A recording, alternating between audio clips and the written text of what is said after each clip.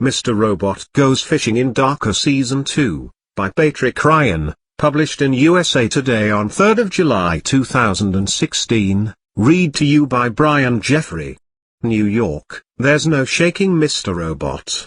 Cloaked in his usual black hoodie, with hands buried deep in his pockets, Elliot, Rami Malek, sits forlornly on a bustling basketball court, his scruffy alter ego, Slater, perched behind him on rickety bleachers.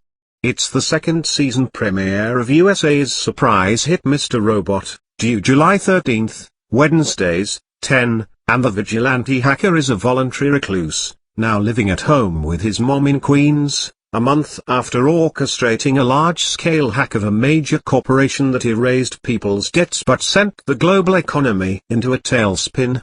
Whatever you heard, it's not true, Elliot mutters to Ray, Craig Robinson, an affable neighborhood dweller who prods the cybersecurity engineer about his computer expertise. I don't do that anymore. When the new season picks up, he's just trying to keep himself from making any more mistakes and causing more collateral damage, Malek says. Elliot, who receives court-mandated therapy for mental illness, is also reeling from the realization that Mr. Robot, the mysterious leader of hacker group Society, isn't real, but merely a projection of his father, who died of leukemia when he was young. Keeping to a strict daily routine, he's ostracized himself so that he can keep Mr. Robot at bay as much as possible, says creator Sam's Mail.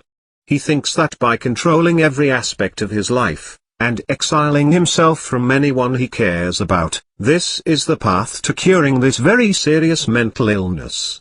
But Elliot's internal struggle is just one aspect of what his mail describes as a darker, more ensemble-driven season of Mr. Robot, which won Golden Globe Awards for Best Drama and Supporting Actor, Slater, early this year. With an FBI agent, Grace Garmer, hot on Elliot's trail, and his hacker sister, Darlene, Carly Chaikin, feeling more empowered by the data breach, the stakes are even higher for all involved. Last season, they were really trying to work together to make this hack possible, Chaikin says. This season, they're struggling being on two different pages in regards to how they feel about what just happened. But of course, they always stick together. Adds Slater, there are certainly repercussions from season 1 that have to be tackled and dealt with.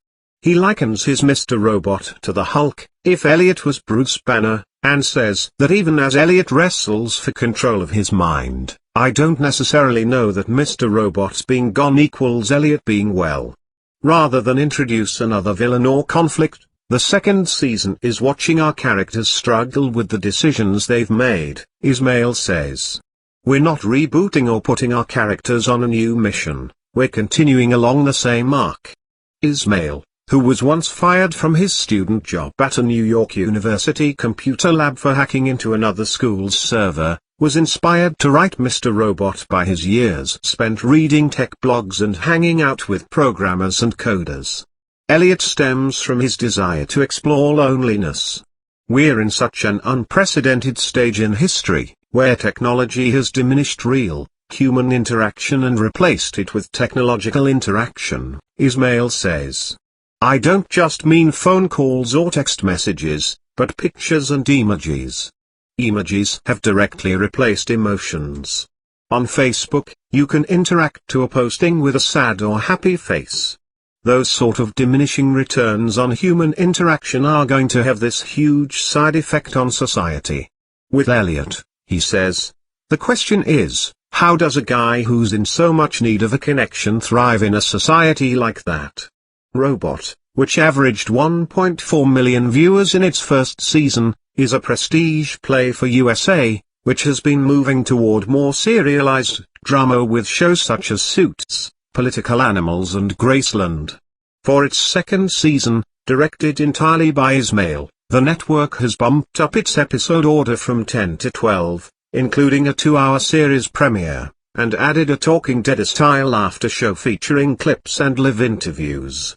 When Mr. Robot came in, it felt like, this is a great chance to go even further and really embrace a new paradigm, says Alex Sepiol, USA's executive VP of scripted development.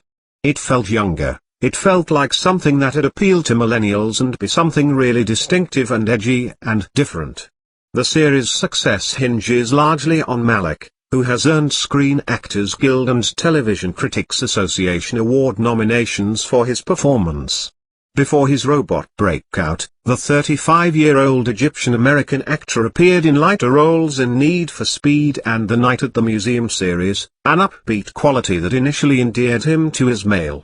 He has an immense warmth that shines through no matter what he's saying, Ismail says. He auditioned by reading Elliott's grim tirade against society, a speech that could come across as callous and obnoxious. But because Rami has this warmth, it came off very hurt and pained, and made me want to hug him as opposed to feeling lectured at. It's an easy appeal echoed by his co-stars. Slater describes Malek as approachable, egoless and an all-around nice guy, while rapper Joey Badass, who plays Elliott's friend on this season, says he's a humorous cat. He can hit you with the dry humor, with the random, spontaneous joke or burst of excitement. Malek, who is admittedly exhausted but genial on set, says he enjoys being part of a show that not only shoots in New York but is also respected by his peers. How his life has changed since Robot. His own views on privacy: I try to limit the use of any type of technological device these days, and being instantly recognized on the street, while he's shooting, a cluster of people clutching their smartphones has assembled outside the Brooklyn playground. I don't think anybody ever gets used to that, Malek says.